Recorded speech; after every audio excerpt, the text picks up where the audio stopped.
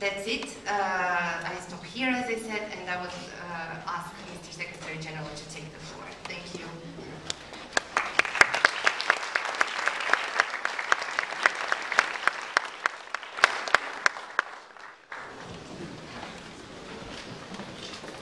Thank you. President Anna Princic, steering board of the Academy for Political Development, Excellencies, Ambassador Ranko Milodic, permanent representative of Croatia to the United Nations, distinguished members of the Diplomatic Corps, members of the Academy for Political Development, dear friends from the United Nations Association, ladies and gentlemen. Dobar dan. Thank you, President Princic, for your introduction. And it's a great pleasure and wonderful for me to meet with you during my first visit to Croatia. I'm just coming from the airport. This is my first official program in Croatia. And I have been wishing to visit Croatia since a long time. You have 20 years of history of independence. But not 20 years, maybe at least 15 years. I've been really trying to have an opportunity of visiting Croatia. When I was serving as a Korean ambassador to Austria and concurrently Ljubljana, then I used to come to Koper port, and from there I saw Croatia, and I was told that it's a beautiful country. Many of our staff went on vacation to Croatia. I really wanted to come. I didn't realize that it took almost 15 years to be able to visit your country. I realized that it took only 20 minutes from Ljubljana by airplane. By car, 1 hour, 20 minutes. I didn't know that it looked quite far. In any way, never too late. Thank you very much for your warm welcome today. Preparing for my trip to visit this country, I had some briefing session from our senior advisors. What I learned, a very interesting thing is that a very familiar name kept coming up. This is my surname, Ban. Ban was in Croatia quite honorary title, like Ban Ivan, Ban Nikola, but there was no Ban Gimun. I guess it is just as well I am Secretary General Ban, and not Ban Ban. Maybe you can call me Ban Ban. If you will allow, I have just one greeting in Croatian, I hope you will understand. Četam ti trambu na 20 od I na UN.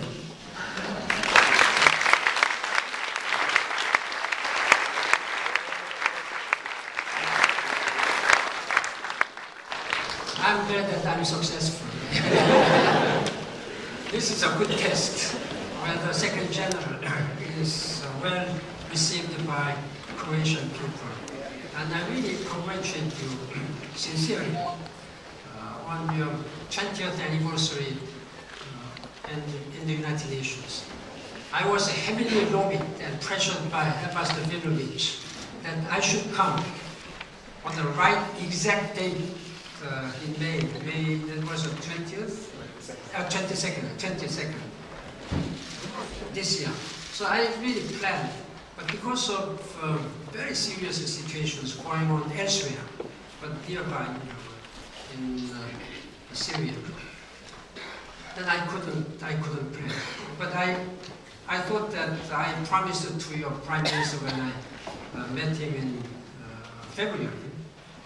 Even though I may not be going there in May, I will make sure that I will visit within this year, but as early as possible. I'm very happy to be able to visit just 2 months, a little less than 2 months after this. Again, happy 20th anniversary as a member of the United Nations. This has been a remarkable journey for Croatians.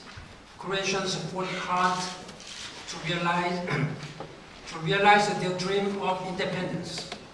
When the country joined the United Nations, it hosted 5 different United Nations peacekeeping operations.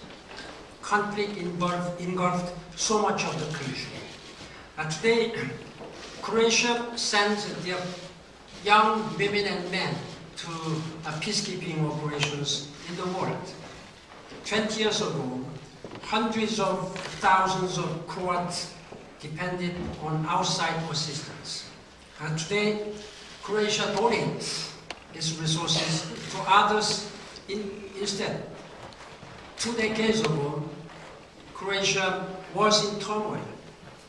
Today, Croatia helps countries and people manage the transition to a democracy. I thank Croatia for its international engagement. Your work for the region and the world has made Croatia much stronger, much respected. Since many of you are relatively young, I want to encourage you to pursue Croatia's path. By being proud Croats who are also able as global citizens. You are part of the largest generation of young people in history, and you can make history through your decisions and your actions. I understand that many people in Croatia did not start out with a strong faith in the United Nations, but Croatia's deepening engagement over the years is powerful testimony to the country's belief in multilateralism and the value of the United Nations. Our experience with the UNTAS helped to show Croatia and the world the positive side of peacekeeping. From 1996 to 1998, the UN Transitional Authority peacefully reintegrated Eastern Slavonia, Baranja, and Western Sirmium into Croatia. UN agencies were proud to support the massive government reconstruction effort and the return of thousands of displaced people to their homes. Enormous progress has been made since UNTAS was involved in that process, and the effort continues. President Josipovic and the Croatian government share our view that UNTAS was a great success. Croatia has since brought its experience of peacekeeping operations and post-conflict recovery to the Security Council, serving as a member from 2008 and 2009. I have had a very close relationship with Ambassador Vilovic when he was a member of this Security Council. Today, it is sharing its experience as a member of the UN Peacebuilding Commission. In addition, the ideas and resources Croatia is providing boots on the ground. Your UN Blue Helmets proudly serve in some of the toughest peacekeeping operations in the world. Croatian troops, police, and experts are deployed in 9 of our missions, from Cyprus to Timor-Leste, from Western Sahara to Haiti, from Lebanon to Liberia. We also have Croats serving under very difficult and dangerous situations. You know where? In Syria. And I really appreciate that such a very brave Croatian soldiers who are now at this time working in Syria to help Syrian people first cease all this violence and move on to a political dialogue. On human rights, Croatia is also playing its part. I have a lot to say about it. You all know one of my most important aides, Senior Advisor, Assistant Secretary General for Human Rights, Mr.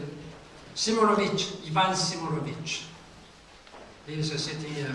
I'm very much proud that when I decided to have him as Assistant Secretary General on Human Rights, I telephoned to President Josipovic. Look, Mr. President, I have to take somebody out of your cabinet. Can you agree? Of course, he gladly agreed. It's not because he was not needed in your country, but President Josipovic thought that he would be better used, he would be better served for the greater common good, greater human rights issues in the United Nations. I know that before he took this job, he was a professor, he was deputy minister, then cabinet minister of justice. And I'm very much proud to work with Mr. Simonovic. In between government assignment, he has built up such a reputation. And his reputation, his experience and know-how, his firm, principled commitment is now being used by many, many thousands of people whose human rights are being abused and violated all throughout the world. And when it comes to President Josipovic, as Madam President has introduced, I am very much committed to this gender equality and gender empowerment and stopping and preventing sexual violence against women. I have taken many important issues. End to violence against women, that is very important initiative. Another initiative was Men Leaders Network. I thought that somehow before, unless the men change their mentality, this sexual violence against women will never end. So I decided to ask some key world leaders, starting from Desmond Tutu, then many world leaders. President Josipovic is one of this Men Leaders Network. And I know that he has been expanding his influence and network within this society and within this region. And I'm very much grateful for his leadership and commitment. So you have produced at least two very distinguished leaders when it comes to human rights and gender empowerment, and I really thank very much. I believe that women's equality and women's empowerment are essential for progress everywhere. Women and young people drove the calls for democracy that swept the Middle East and North Africa. You have seen so many young people, so many women who came out to the street and demanding their legitimate rights. I think those voices are being heard. Then everywhere this should be practiced. As soon as I became Secretary General, I thought that somehow I myself as a Secretary General and the United Nations system itself, I should lead by example. You will see, Ambassador, all these distinguished ambassadors, we know that how many women, senior advisors, senior level women were in the United Nations during the last 62 years before I became Secretary General.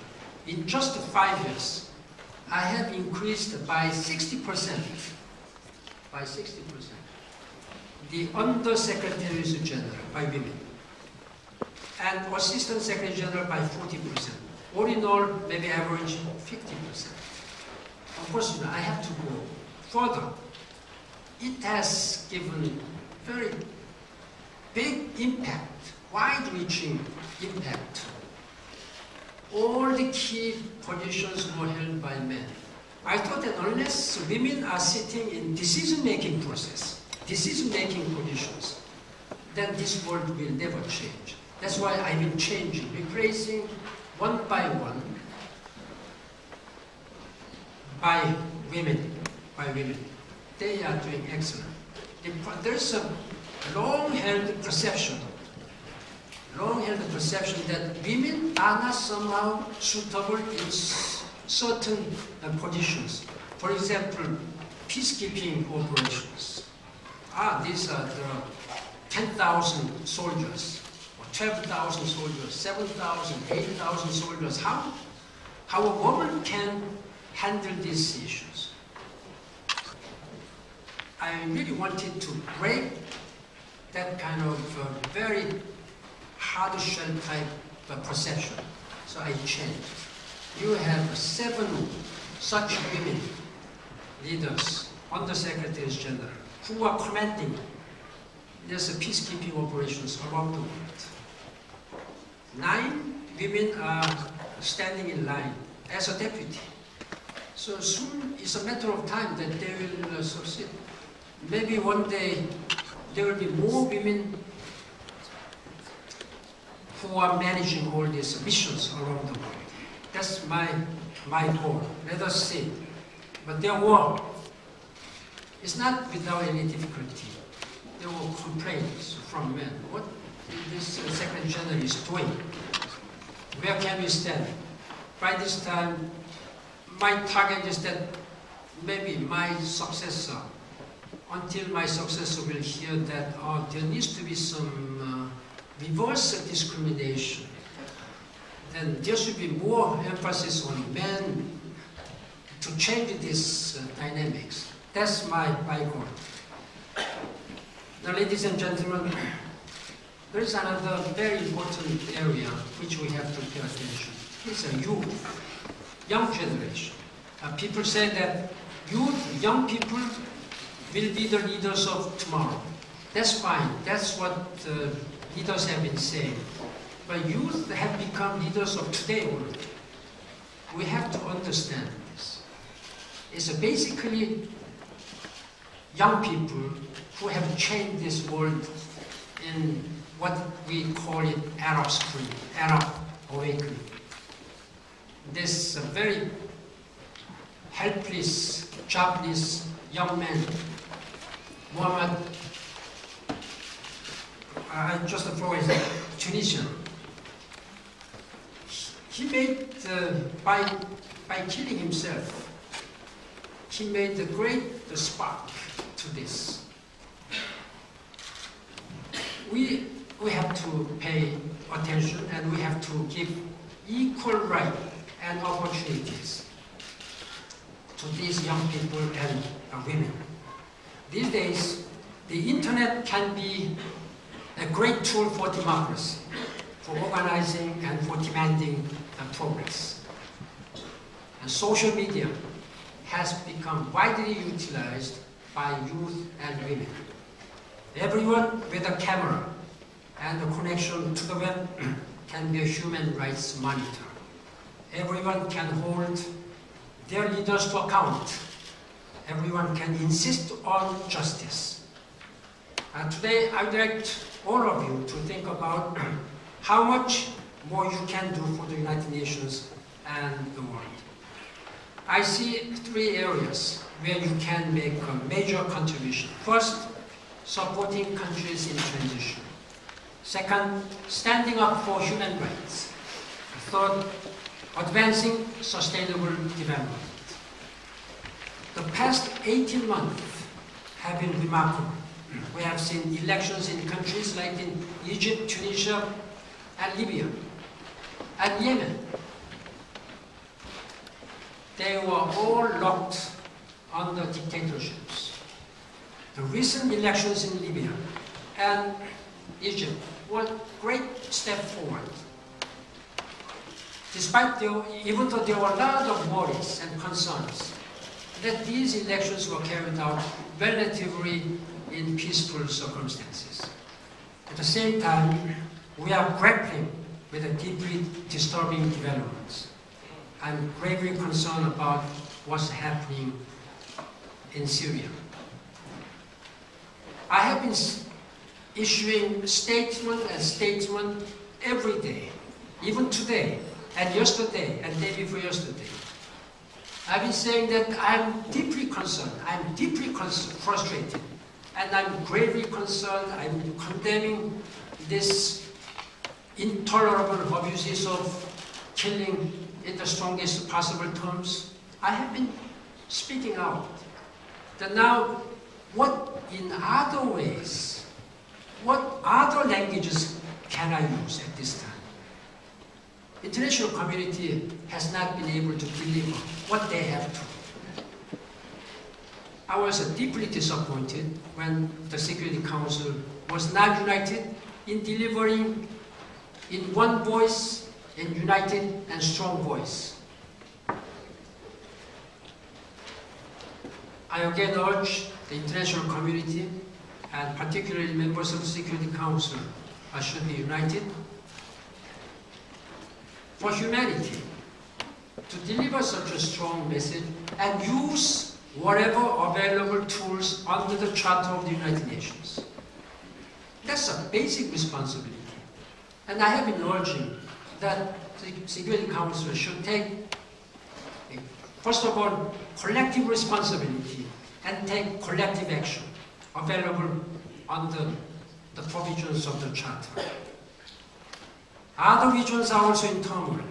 Across the Sahel, we see the fighting in Mali, military coup in Guinea-Bissau, and destructions of historical monuments, mausoleums in Timbuktu, and the rise of terrorism, millions of risk of famine. United Nations mission in Sudan are trying to maintain a balance between war and peace. Afghanistan is at a critical point where it must transition to a sovereign and functioning country. Myanmar has embarked on a path of reform, democratization, and full of participatory democracy.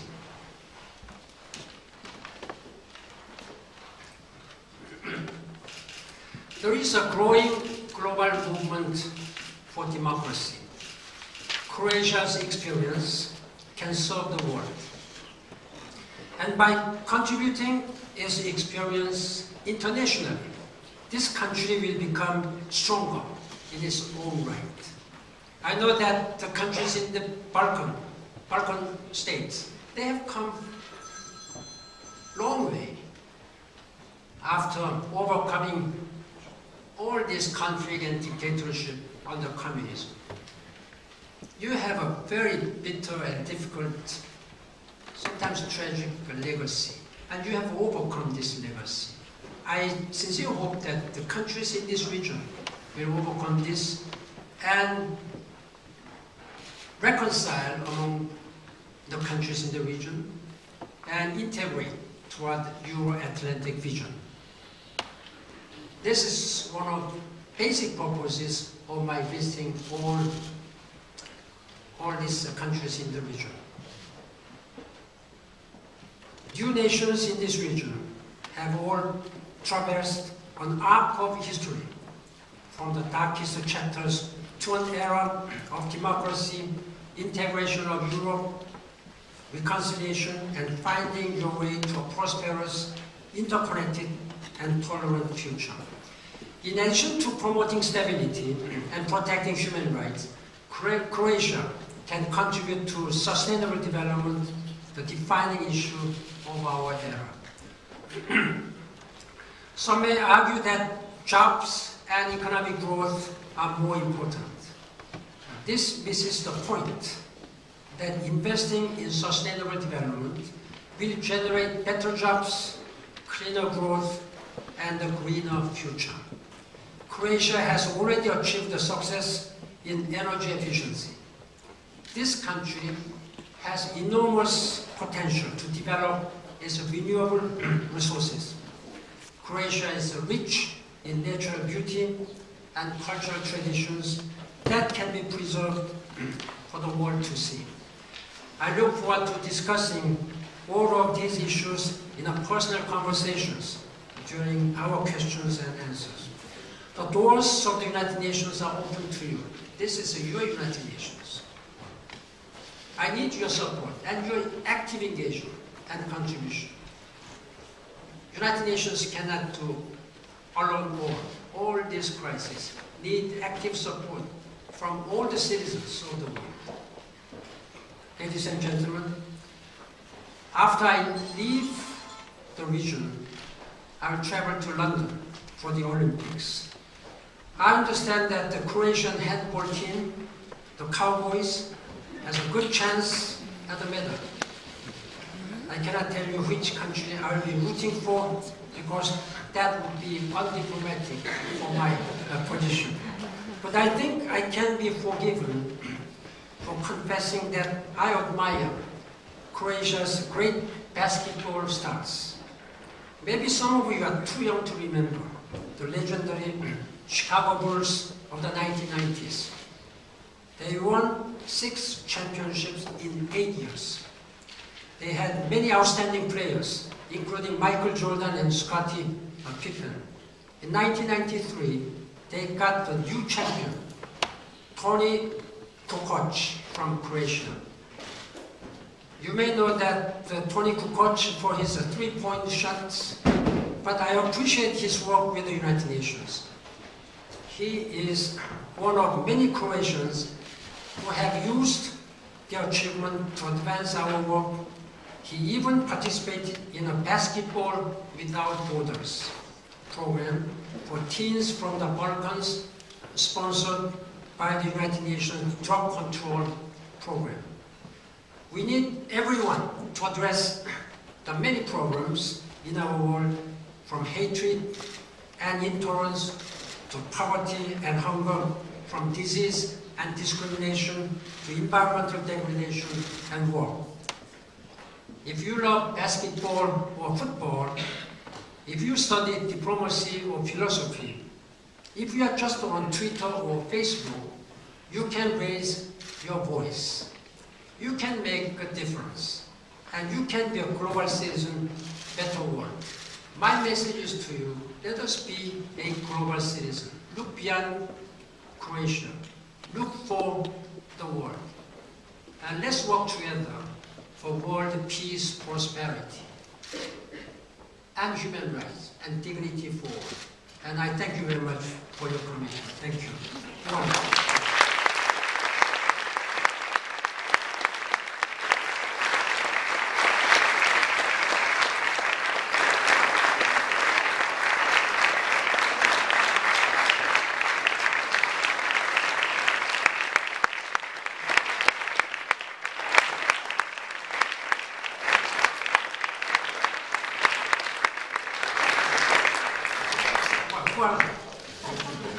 Secretary General, in the name of Academy, I want to thank you for this thorough and inspiring speech for all of us, because the Academy is gathering kind of young leaders of Croatia in every field, so I think this will be a great message for them. As we have just 15 minutes, as I understand your protocol, I think we have to be quick, so let people ask what they want. I wrote some links, I won't hijack the time of our colleagues. First, Irena Perez, who is here, then I will call up Andrea Čović or Hrvoje Krešić, you just choose because more or less there's a question. Marija Lugarić, Vesna Teršović, and Enes Čerimanić. Thank you very much. There you go. So please. Good afternoon. My name is Irena Perez. I'm from the Croatian Women Association. Many analysts these days are drawing parallels between Syria today and Bosnia-Herzegovina in the 90s. Would you agree with that? That would be my question in relation with that. What do you visit to this region that is held in market with UN presence in the past and assistance involve activities that relate to sites of great humanitarian crisis? Thank you. What is important at this time when we address Syria, many people said that the Syrian situation may be unique, very different from others. But you cannot just have such kind of an excuse. When it comes to human rights, human lives, there is no such uniqueness. It's universal, it's fundamental. The experience in Balkan states or experience in Middle East, or Asia, Cambodia, Rwanda, or Africa. The same. Human beings are same. They were born with the equal right, equal human rights. Therefore, I think your experience, and even though it has been very dark era, you can raise your voice, you can be a champion in raising your voices. You cannot but just be a silent watcher or indifferent watcher. I think everybody should speak out. It's not only Secretary General or President or Prime Minister or Foreign Ministers or just the human rights watchers. And human rights have been promoted much more effective way through the voices of many non-governmental people, non-governmental organizations, NGOs. So, to your questions, I think everybody should be responsible. It's not only Security Council or United Nations. I think all of us should be collectively responsible for what's happening. So let us be really committed to address this issue, whether it be in Syria or elsewhere around the world. Thank you. Next question, please.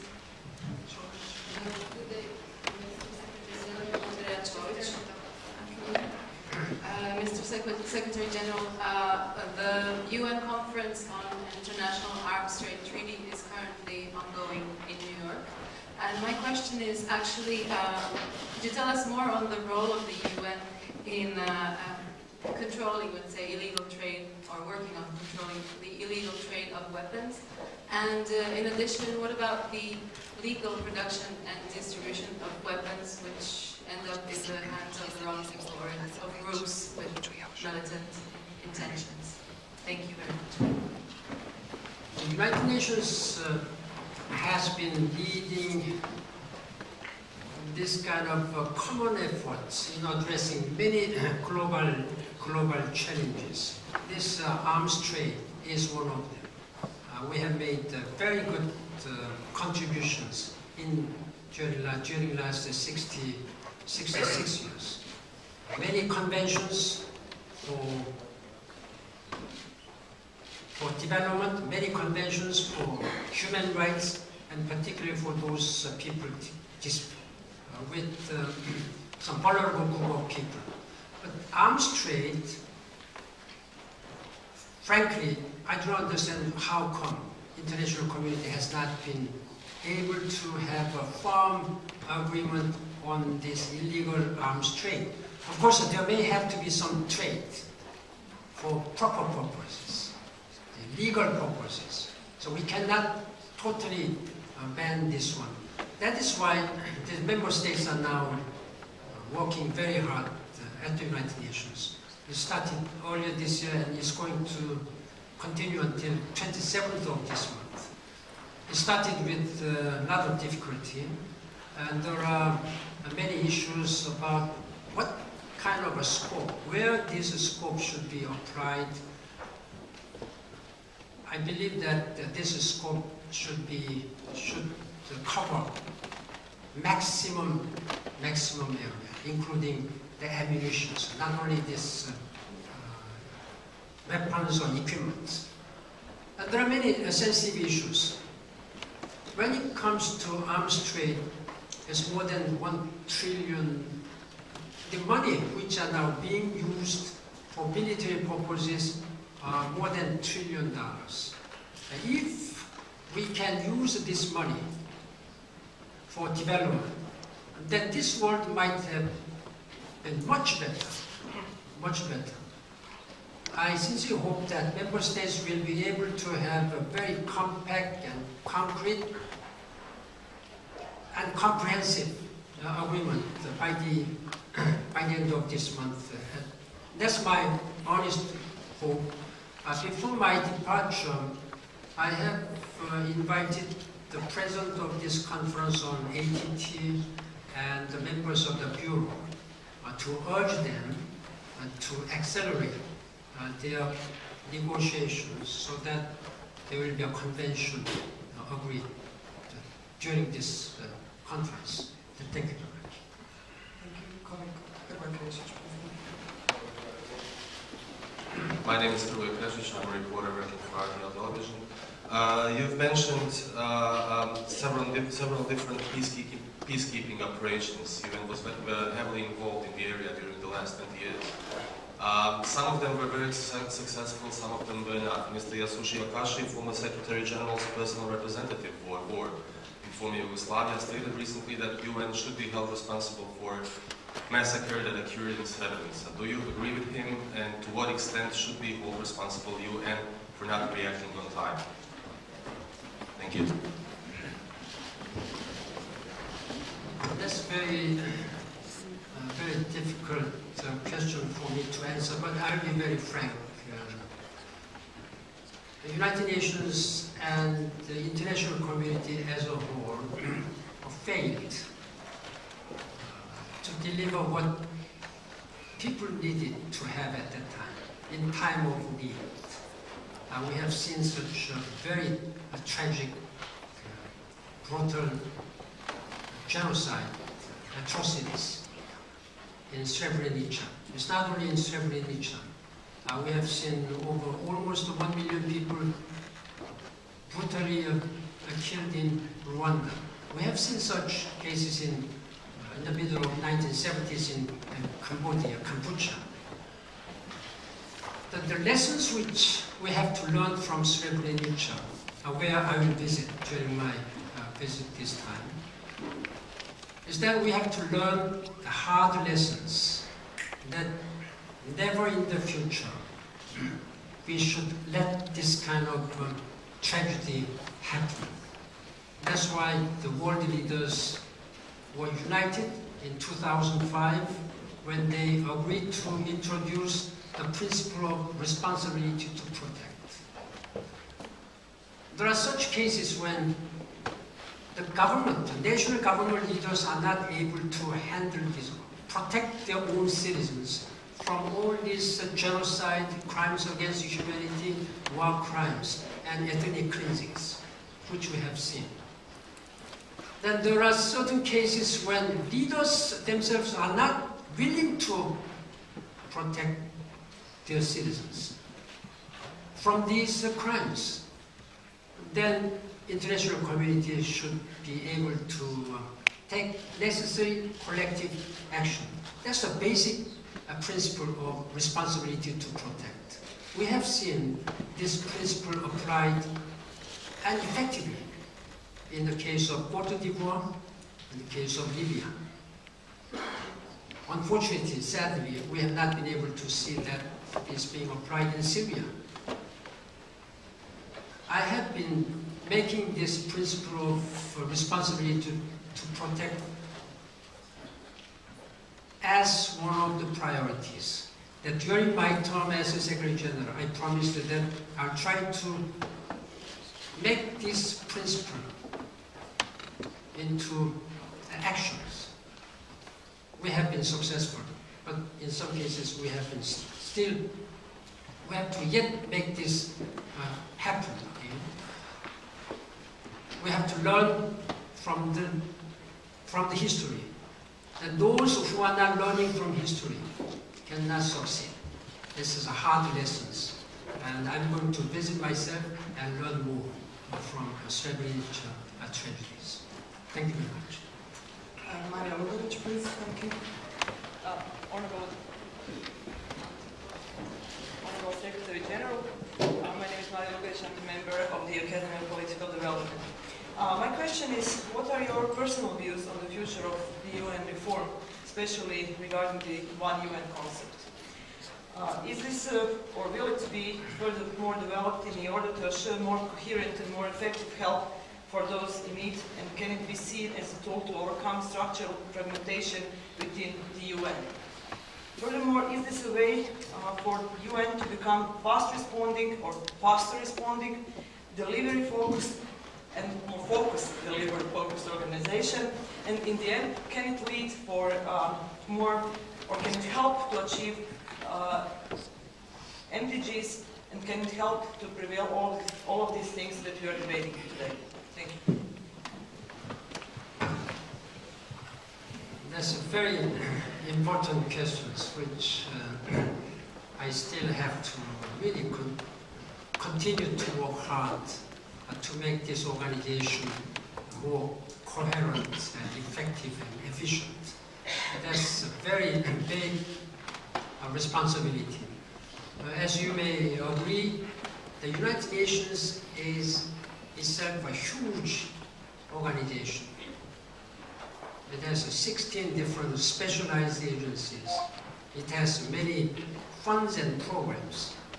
And in addition to that, we have many United Nations peacekeeping operations, many developmental agencies and humanitarian agencies and political agencies. They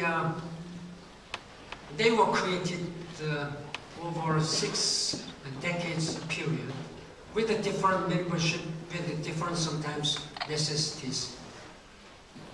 Thus, we need to have some coherent way of delivering service to the people who need our service.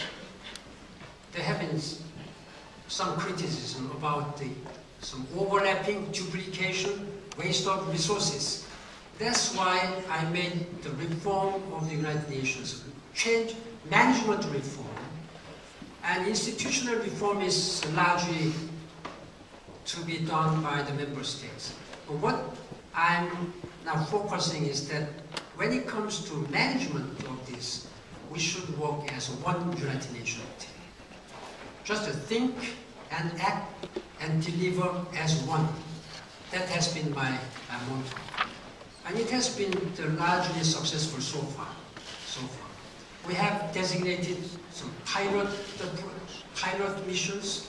These pilot missions, delivering as one, has been successful during the last 5 years. There are many countries who really want to participate.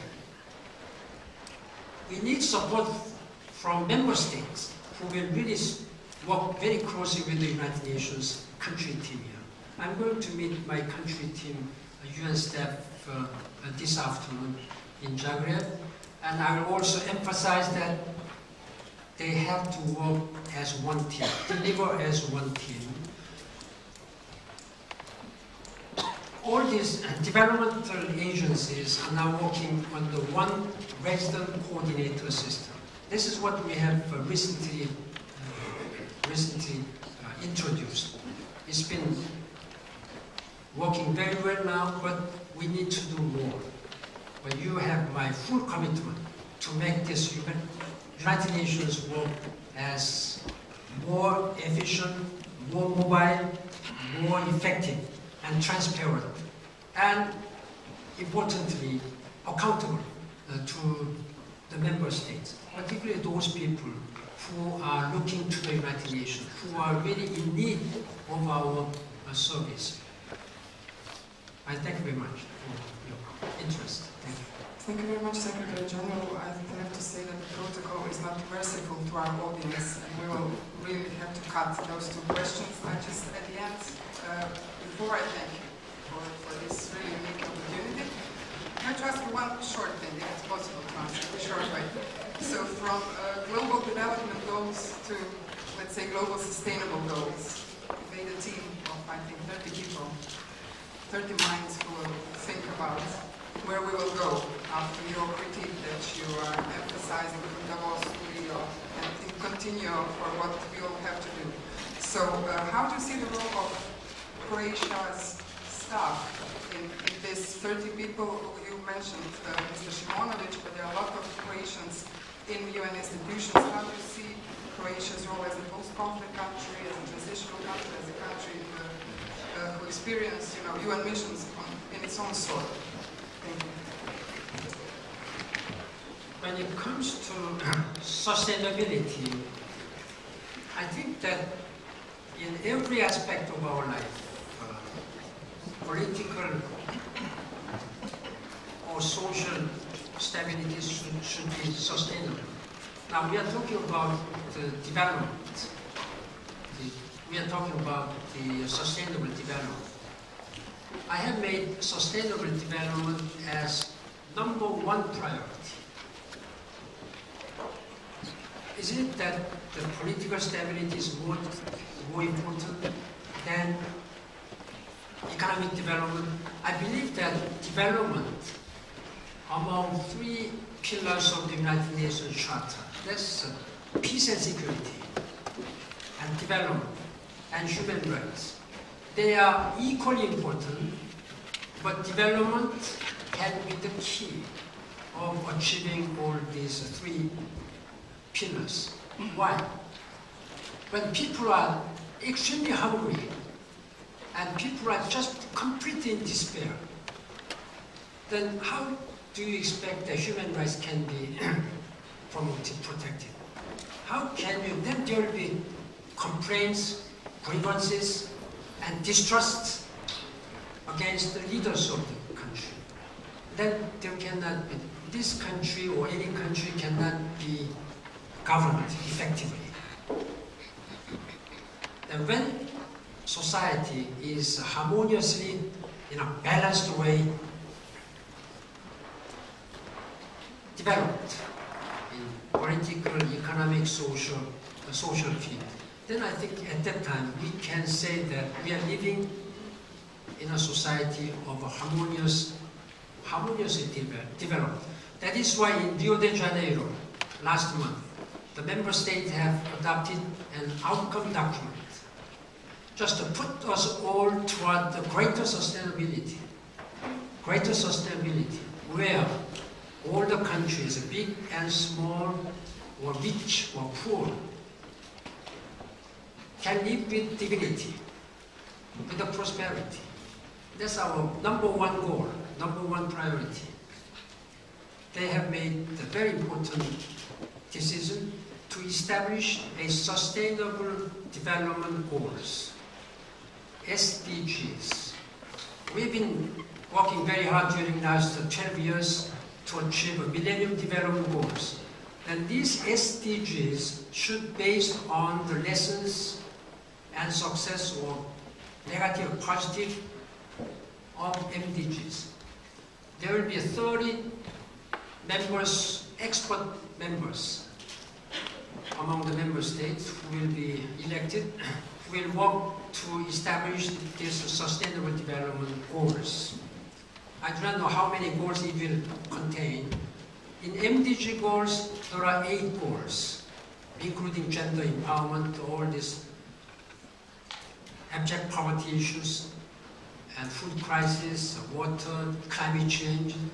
And member states have identified the 26 most important areas of our life, starting from climate change, food security, water, global health, and gender empowerment, urbanizations, disaster risk reductions, oceans, and there are 26 areas.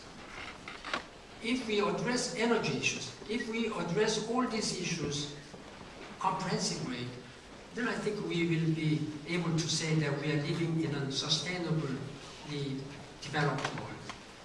And I'm going to soon establish a high-level panel of eminent persons. This will be composed of about 25 people, world leaders or business leaders, academia, economists, or civil society leaders, representing all different functional or necessities. This group and the committee of experts will work together, hand in hand, in an interactive way,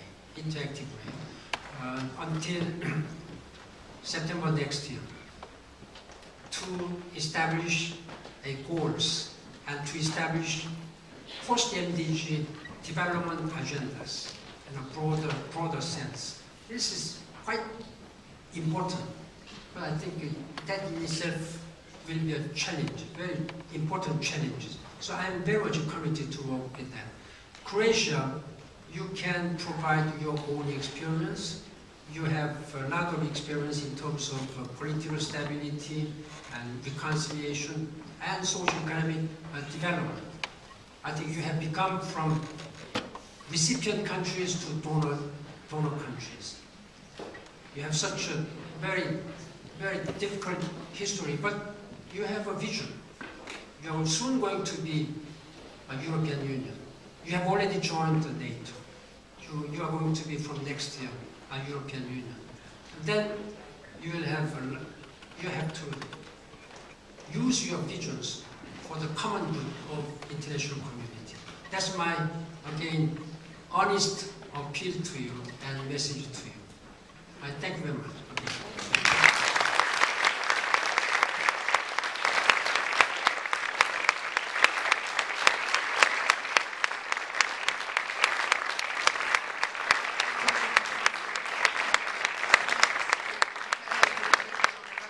Thanks to UNDP and thank you for organizing all of this. Thank you to UNDP for our diplomats.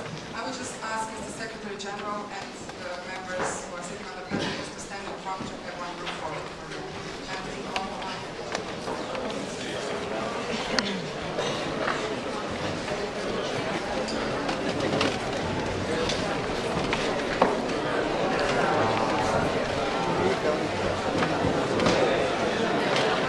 Let's go.